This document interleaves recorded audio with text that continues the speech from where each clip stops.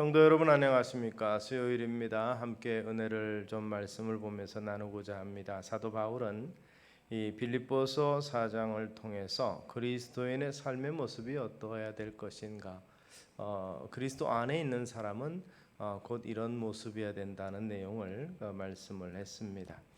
그 중에 오늘 본문을 보면서 한번 생각해 볼 것은 빌립보서 4장에서 기쁨을 이야기하고 있습니다. 그리스도인의 표시가 있다면 세상과 다른 여러 가지 모양이 있겠지만 그러나 대표적인 모습이 바로 기쁨이라는 거죠. 원래 바울이 그렇게 낙천적인 사람은 아니었던 것 같습니다. 산헤드린 공회의 명을 받아서 초대교회를 핍박했던 그의 삶의 형태를 통해서 볼 때 그가 낙천적이기보다는 굉장히 율법적이면서도 고지식하고 강직한 성품이었는데 이 서신서에 보면 굉장히 낙천적인 모습으로 나타납니다. 그렇게 막 급하게 일에 쪼들려서 몸 달아하고 하는 것이 아니라 좀 느긋하게 여유를 가지고 특별히 생명의 위협 가운데서도 오히려 다른 사람을 격려하는 그러한 모습을 볼 수가 있고, 마음의 심한 고통과 배신과 이런 과정 속에서도 오히려 용납하고 관용하는 모습을 볼 수가 있습니다. 어떻게 이렇게 삶이 변할 수 있었습니까? 그는 자신이 당하고 있는 고난이 그리스도의 복음 증거의 유익함을 알았고, 또 살든지 죽든지 그의 몸에서 그리스도가 존귀하게 될 것을 기원하고 기뻐했습니다. 그 원인을 볼 때 결국 그리스도인의 삶의 모습이 그 같은 모습이어야 된다. 즉 그 안에는 그리스도와 하나된 주님과 나는 하나다. 그리고 주님의 그 귀한 사명을 감당하면서 주께서 함께 하시며 힘 주신다는 사실에 대해서 확신이 있었던 것을 우리가 볼 수가 있습니다.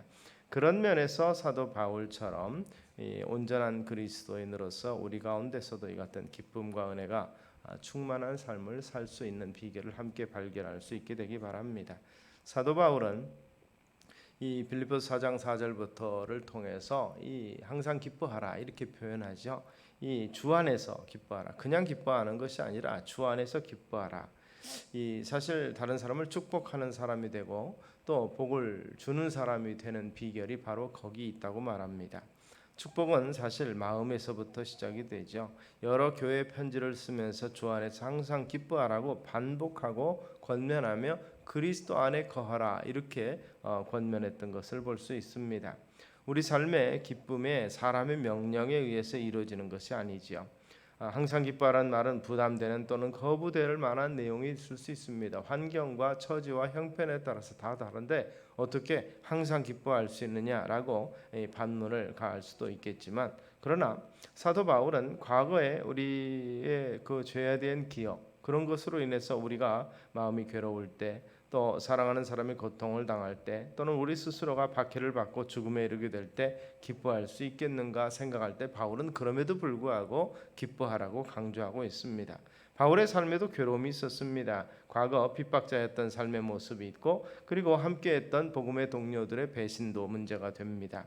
그리고 죽음의 위기 가운데 있는 이 빌립보서가 감옥에서 갇혀 있는 옥중서신이죠. 이 죄수의 몸입니다. 그럼에도 불구하고 그는 기뻐하였고 기뻐하라고 우리를 독려하고 있는 것입니다.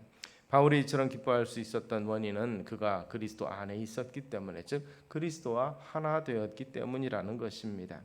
그에게 충만히 채워져 있던 이 성령께서 이 기쁨을 열매로 허락하셨기 때문입니다. 갈라디아서 5장 22절을 통해서 바울은 그 성령의 9가지 열매 중에 하나를 바로 기쁨을 이야기하고 있습니다. 우리는 성령의 역사를 믿어야 됩니다. 모든 것이 불안하고 또는 미래가 불투명할지라도 하나님께서 합력해서 선을 이루실 분임을 우리가 믿어야 합니다. 그러므로 바울처럼 그리스도 안에서 복음적이며 성경적이며, 또 다른 표현을 한다면 좀 부드러운 또는 온화한 또는 낙천적인 성품을 키울 수 있었습니다. 그리스도께서는 온전히 우리의 부족한 것을 채워주실 분이시고 은혜의 보좌를 항상 열어놓고 계시는 분이기 때문에 그렇습니다. 그러면서 그 기쁨 가운데서 또 한 가지, 너희 관용을 모든 사람이 알게 하라 이렇게 말합니다. 즉 이 그리스도인의 성품 중에 하나가 바로 이 관용이다, 용서다 이렇게 말합니다. 이 축복의 근원이 되라는 아브라함의 받은 소명의 말씀에 따라서 이 복의 근원이 되는 삶을 살기 위해서 우리에게 필요한 것 중에 하나가 이 관용을 모든 사람에게 알게 하라. 이 관용이라는 단어를 보면 이 헬라의 관용에는 다양한 뜻이 있습니다. 그것은 인내와 또는 양보 또는 온화한 모습, 그리고 친절한 것, 유순한 것, 온당한 것, 이것은 바른 것을 말합니다.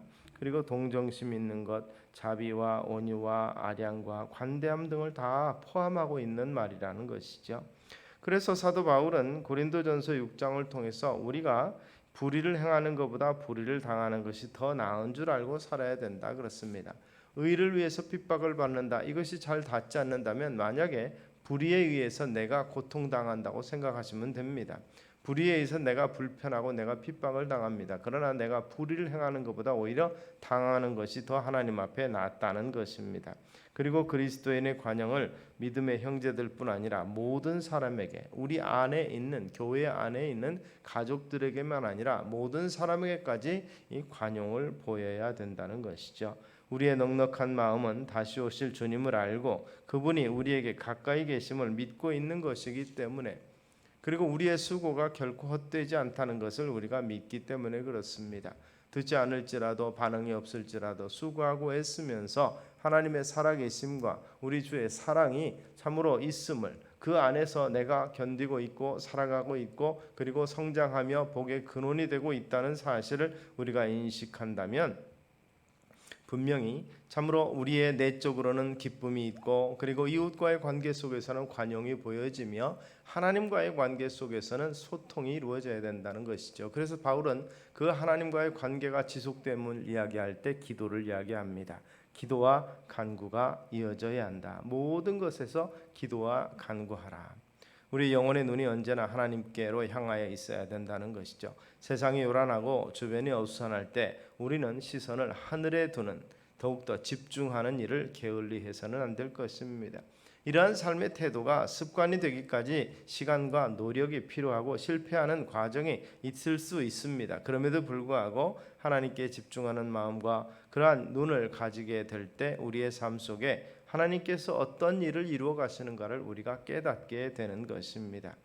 세상의 일들, 즉 목숨을 위해서 무엇을 먹을까, 무엇을 입을까라는 삶의 염려로 오늘과 내일 걱정이 있을 수 있습니다만은, 그러나 이 신앙을 증거하는 삶에 자신 없어서 두려워하는 많은 일로 근심과 걱정을 가질 수도 있지만, 그러나 이러한 염려를 치료할 수 있는 방법으로서 바울은 기도를 제시하고 있습니다. 근심과 걱정이 있을 때 하나님께 마음을 쏟아놓고 참으로 하나님께 기도와 간구하고 그리고 하나님을 향해서 눈을 들라고 권고하고 있습니다. 시편 기자는 너희 입을 크게 열라 내가 채우리라는 하나님의 말씀을 찬미로서 선포하고 있습니다.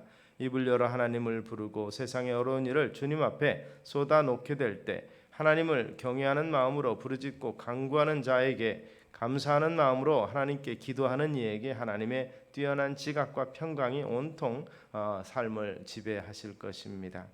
이러한 성숙한 사람, 그리스도 안에서 참으로 이 기쁨의 비결을 발견한 삶의 모습이 우리 속에 있게 되기를 주의 이름으로 축원합니다. 시편 기자는 4편에서 그렇게 고백합니다. 주께서 내 마음에 두신 기쁨은 저희의 곡식과 새 포도주의 풍성할 때보다 더하니이다. 내가 평안히 눕고 자기도 하리니 나를 안전히 거하게 하시는 이는 오직 여호와시니이다. 성숙한 축복의 삶으로서 우리의 삶이 주님 앞에도 세상 안에서도 보여줄 수 있고 우리 스스로도 그 안에서 큰 기쁨과 평안을 누리시기를 주의 이름으로 축원합니다.